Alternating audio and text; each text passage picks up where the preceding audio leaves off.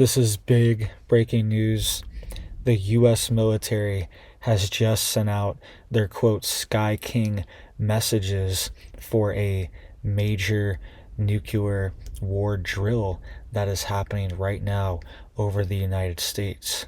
We're also seeing a nuclear missile launch test from Russia as well too. They are saying that this is a new type of missile that is quote unstoppable. That is what they are currently claiming. So let's get into all the details. You guys can see here, this just happened earlier today. The U.S. military is sending out their quote Skyking and quote Skymaster emergency action messages to nuclear silos and strategic bombers across the United States. Okay, this is a major drill that is going on. It's called Global Thunder 26. This is an annual drill that simulates a full-scale nuclear war between the United States and potentially China or Russia. These messages were sent out earlier today over the United States, and multiple bombers and military planes are now in the sky over the U.S. Let's listen to this. This is going to continue over the next week or so. Skyking, Amber 75. Query message 7, Romeo 2, Garbled, Sierra, Kilo, resolution, character 4. Alright, so you heard that there. That was the clip over the high frequency global communication system that was sent out for the Skyking messages. All right, and these are emergency action messages. These take priority over any other type of messages that are sent out, and these would only normally be sent out in the event that the United States is in a urgent nuclear war. Okay, so a very chilling warning that this is going on. Okay, this is an annual exercise, but look at what's also happening in Russia right now too. You can see here it says that Russia tests nuclear powered quote flying Chernobyl missile super weapon that has unlimited range according to Putin. Okay, and you can see Putin here, he's dressed in these military fatigues, and he was issuing a alert about this missile. All right, we will get into more details of that in just a second, but you can see here, this is the Global Thunder 26. It started last week on the 21st, and it's expected to continue at least until October 30th. Okay, so both countries are getting prepared right now, and you should be getting prepared too. You should be getting stocked up. You should be ready. You can see here though, this is a new type of missile that Russia is claiming they're having. This is a nuclear powered cruise missile essentially, and they're saying it has unlimited range and it can stay in the air for an indefinite amount of time. Okay, because they're saying that the motor on it is nuclear powered, and they're saying that this is the future of warfare. They're just going to have this missile constantly in the air, hovering around, waiting to be dropped at a moment's notice. Okay, and they're saying that it's going to be very hard to hit because it's always going to be moving, right? So some people have speculated whether they actually have this capability or not, and this is something that's actually been worked on in the United States. Different versions of this for decades and decades. Okay, since around Cold War times, the U.S. has had similar things, but it's never been perfected and put into our arsenal. Okay, Russia's saying they've now perfected this, and it's extremely dangerous if this is true. Okay, some people have speculated that maybe they don't have this, but they've been working on this for over a decade solid, and this is a major warning. All right, you can see here it says that The Russian president said his menacing 9M730 Burovestnik missile, assigned the codename Skyfall by NATO, quote, was a weapon of unlimited range and powered by a nuclear engine. All right, he gave this big speech to the Russian population. Let's play this little clip here really quick, and you can see what he said. He said, we are talking about testing the Burovestnik cruise missile, a weapon of unlimited range powered by nuclear engines. I receive reports both from the industry and the Ministry of Defense, and I'm well aware of their assessments. It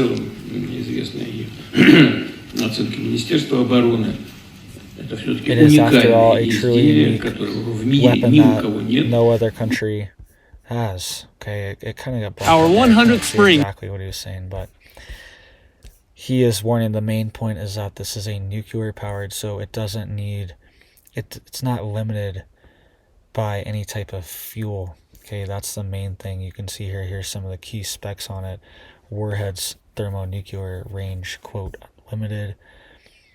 Engine is nuclear length 40 feet, ability stealth, and U.S. codename is Skyfall. All right. Putin's touted long-touted super weapon will be met with skepticism in the West, with the missile's development history previously blighted by failures and delays. Okay, so we have seen these missiles previously explode and not be successful, but they've been working on it, okay? And you can see here, State Department official Thomas Countryman described it as a, quote, uniquely stupid weapon system. He called it a, quote, flying Chernobyl that poses more threat to Russia than it does to other countries due to its deadly radioactive trail. Okay, that's a major issue, is that it constantly releases radioactive particles into the atmosphere. And I was looking into how they would recover something like this, like how it would land or anything. And it looks like the way that they recovered is that it just kind of crashes into the ocean, and then they send out hazmat units, seaburn units, to deal with the radiological mess, okay, and kind of just clean it up and revamp the missile. Okay, so that's what they do.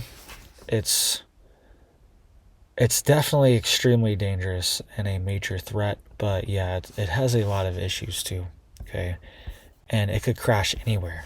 Honestly, it could crash over Europe, it could crash over the United States. And then what does that count as when even if it's not loaded with nuclear warheads, it's still nuclear powered. It could cause a small, radiological incident wherever it crashes. And what if it crashes somewhere populated in Europe, quote, unintentionally, on accident, or it was on purpose, okay? But even if it was an accident, it could potentially trigger things like Article 5 and bigger responses due to its nature being nuclear powered. You can see here it says the latest supposedly successful missile launch saw it travel for 14,000 kilometers for 15 hours. Top Russian Army General Valery Gerasimov. So that's, there's a little bit of skepticism on exact capabilities of this missile, but either way, a missile that can travel for 15 hours is definitely very concerning, right? And could be hard to counter, especially if it has maneuvering capabilities like a cruise missile. You can see here it says Putin also boasted the new weapon was, quote, invincible in the face of current and future missile defense systems. Dubbed the SCX-9 Skyfall by NATO, the missile is about 12 meters long and carries a thermonuclear warhead. It was first unveiled in 2018 and is one of 6 Russia's, quote, super weapons hailed by Putin Its sister projects included the Satan II or Sarmat nuclear missile, the Zircon, the Avant-Garde, the Kinzhal hypersonic weapons, and the Poseidon submarine nuclear drone. Okay, that's definitely one that is very concerning. Are these nuclear armed drones that are sitting off the coast of the United States. Okay, and this warning has been issued multiple times for years now that these drones are just sitting here in international waters waiting to be detonated at a moment's notice. Okay, so, and these could potentially trigger things like radioactive tsunami waves on coastal regions in the United States or Europe or anywhere else. It says experts have cast doubt over its realistic capabilities and little is publicly known about its technical details. The missile before the latest launch had a poor record of at least 13 known tests with only 2 partial successes since 2016 according to the Nuclear Threat Initiative. Okay, so things are escalating, tensions are rising, okay, and the US is getting prepared, NATO is getting prepared, Russia is getting prepared, China is getting prepared, okay. They're all stockpiling right now. Okay, China is stockpiling massive amounts of grain currently. They're stockpiling a ton of oil from Europe. From Russia. Sorry about that, not Europe. From Russia, they are helping to prop up Russia's economy and war machine. And at the same time, they've been stockpiling a ton of oil and natural gas. And I think that's in case there's any type of war that breaks out. Okay, they want to have their own strategic reserves, and they have been building that. And the United States strategic petroleum reserves have been at all-time low levels. Okay, these need to be refilled. They haven't been refilled yet under Trump, and they need to be brought up to full capacity. Okay, and these reserves are essentially just giant caverns that are in the ground. These big like salt caverns that are filled with oil. Okay, big caves and things like that. That's essentially what the reserve is in the United States, and China has been building up their reserves as well too, and we've seen them make all these different moves on trade. And just today it was announced as well too that the United States and China have come to a at least temporary agreement where China is going to suspend their rare earth export controls. So that caused a major stir a couple weeks ago when China announced that they are going to prevent certain rare earth minerals from being exported because they have around 85 to 90% of all the processing facilities in the world. The US has the other around 10 to 15%. There's a few other countries that have some too, but the US and China are the top two, and the US is far behind. But that's changing. The US has been building their refining capacity and processing capacity for these rare earth, because we have a ton of rare earth minerals in the United States domestically, but we don't have the facilities to separate them, okay, and refine them and process them. So that's what we've been working on in the United States. Multiple ones have been opened up last few years. I think in Colorado there's definitely one that opened, and I think the other one was in Texas, or maybe it was California. But these things have been happening, and China actually backed off of their rare earth mineral export ban. And the US actually this was just announced today by Scott Bessent, the Treasury Secretary. He also announced that the US is going to rescind their tariffs on China as well too, because they announced a 100% tariff on China in response to these rare earth mineral export controls, and that has been rescinded.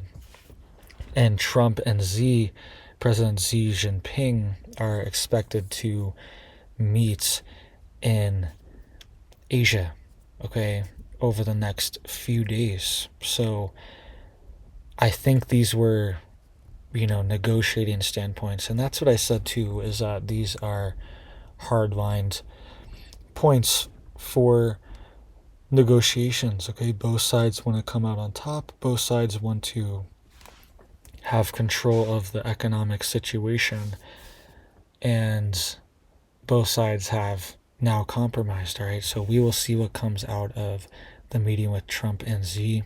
I will keep you guys updated. I hope you guys are staying safe, staying prepared out there. I hope you have big blessings for your life and your family, and I hope you have a big old blessed day.